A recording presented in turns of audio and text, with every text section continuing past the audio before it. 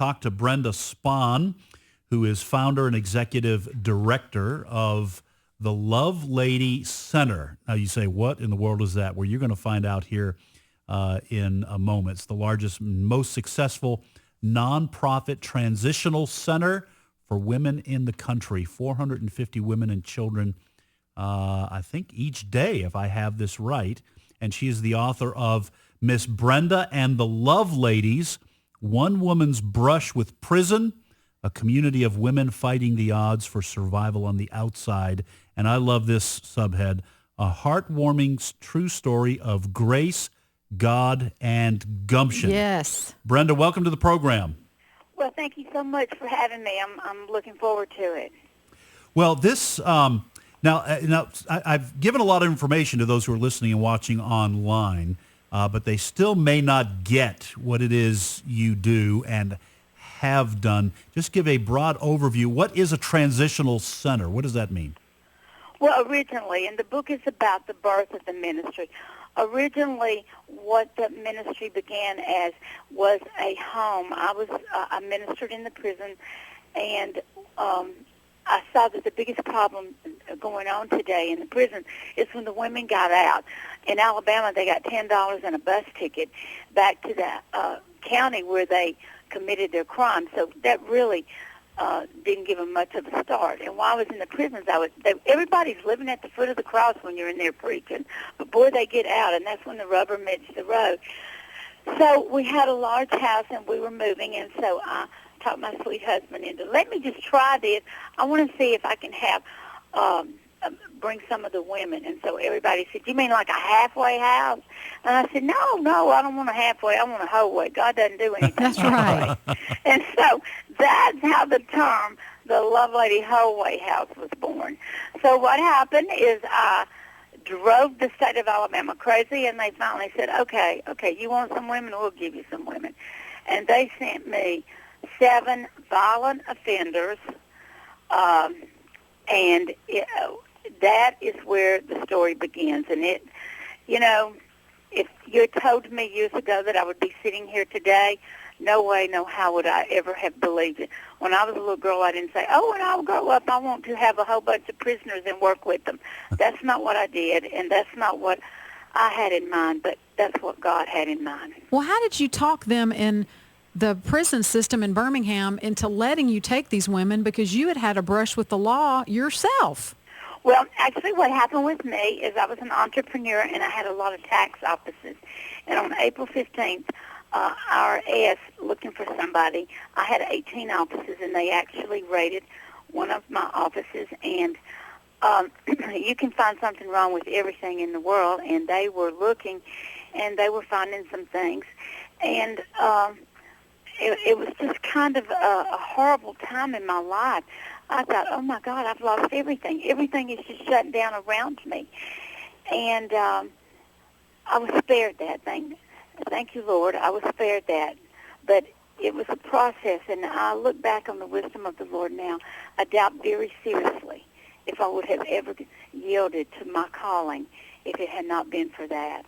So sometimes the Lord uses things that we see as horrible things, and he turns them around.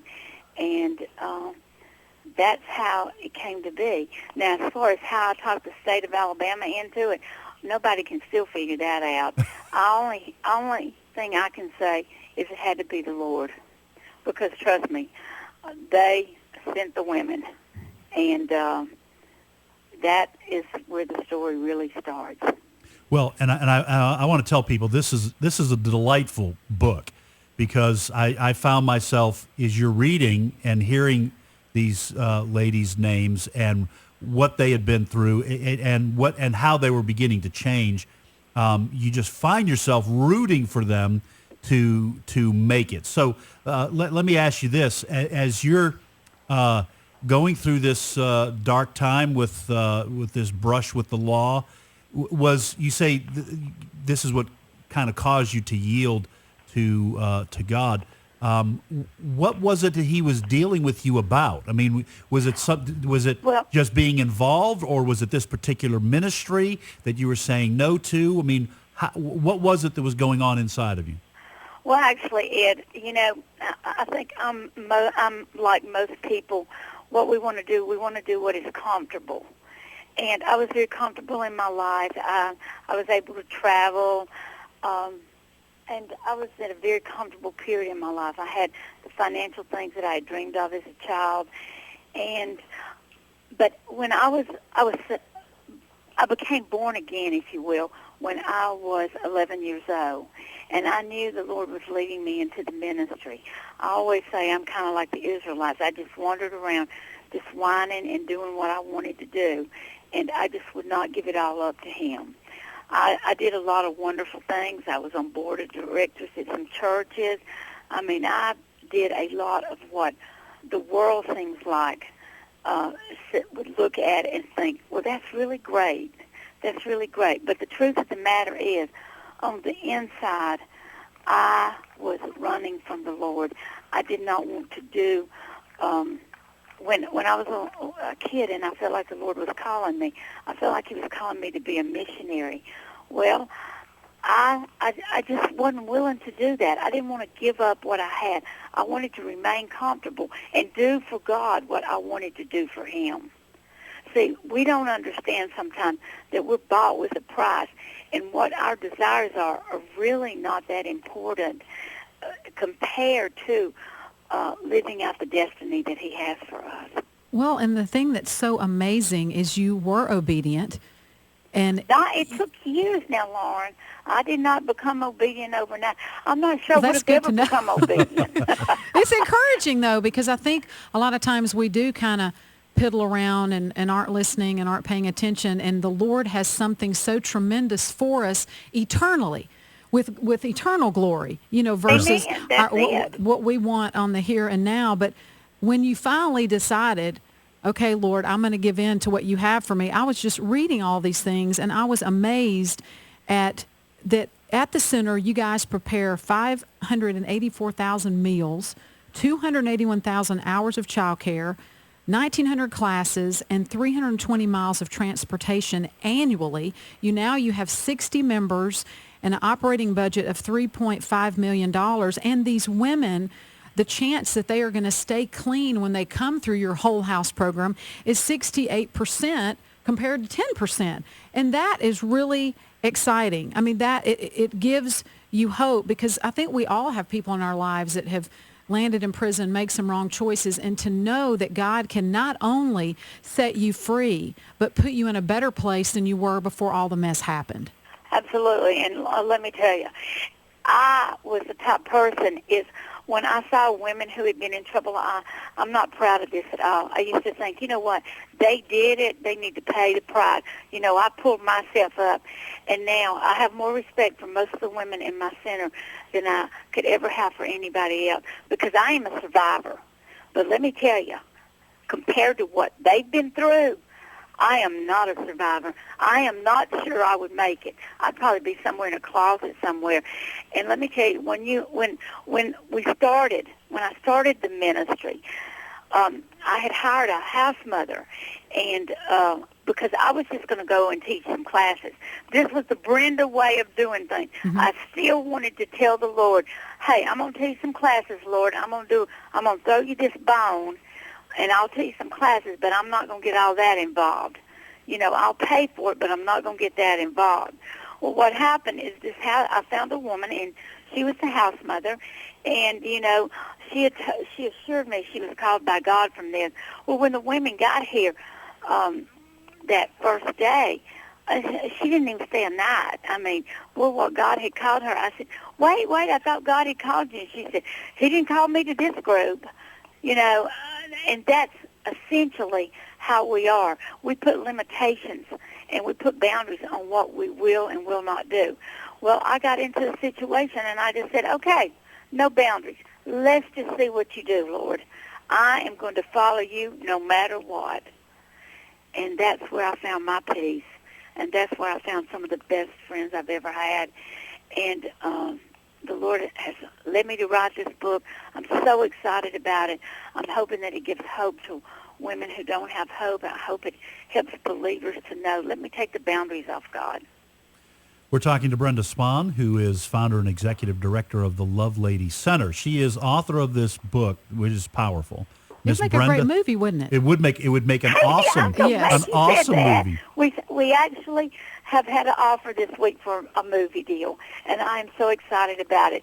Not for any reason except for it just shows you the power of our God.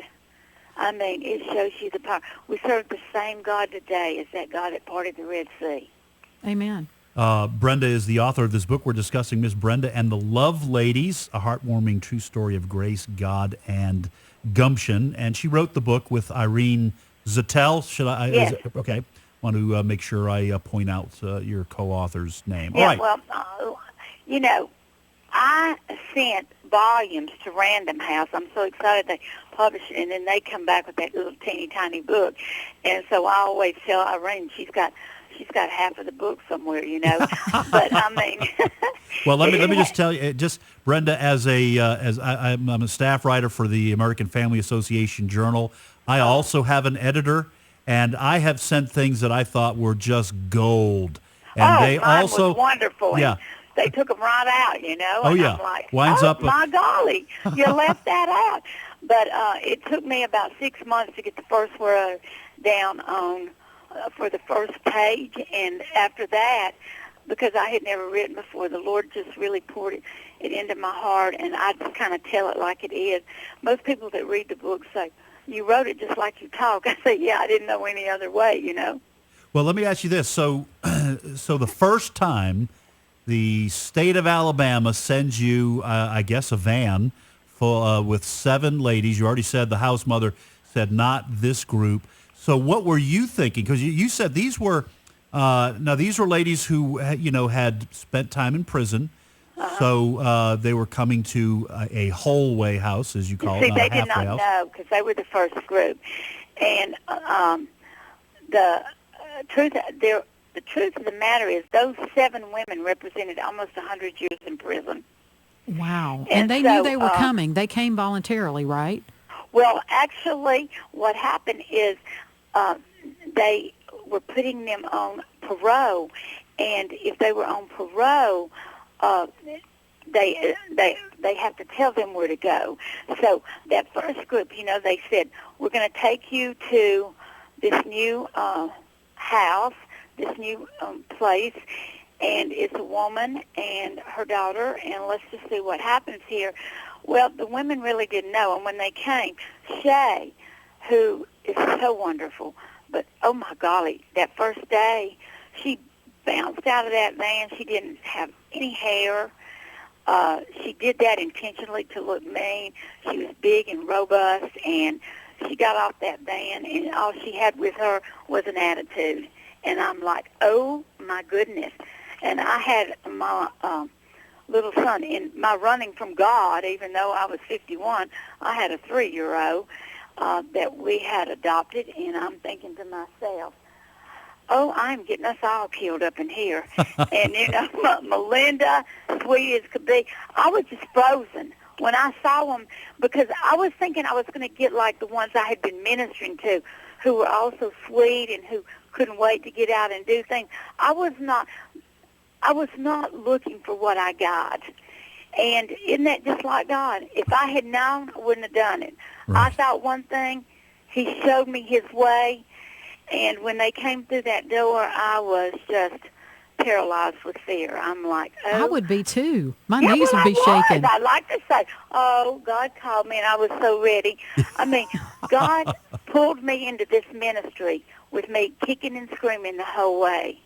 And one day, I opened my eyes, and I said, oh, my goodness, Lord, thank you so much, because I have opportunities and I see miracles that other people dream of.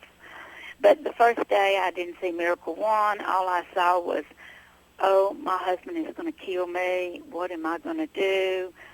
And I had named each of the rooms in the house, like peace. I used all the fruits of the Spirit, and I had given them all names. And, she comes in and kind of slams the door and says, what do you got this name on this door for? Someone I don't know. I just thought it was cute. You're like, you can have any room you want. You can change the name.